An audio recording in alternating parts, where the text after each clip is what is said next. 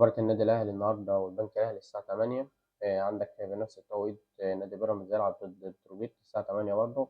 النادي الأهلي لو كسب مباراة البنك الأهلي النهاردة ونادي بيراميدز خسر، فأنت حسمت الدوري رسميا دون النظر للجولة الأخيرة. فنتمنى فوز النادي الأهلي النهاردة وخسارة نادي بيراميدز تؤدي حسم بطولة الدوري إن شاء الله.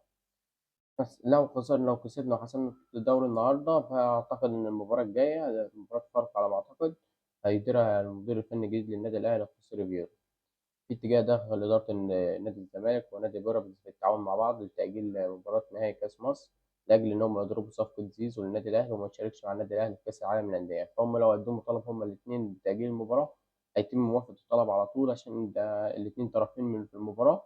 فاتحاد الكرة مش هيمنع على كده وهيتم تأجيل المباراة.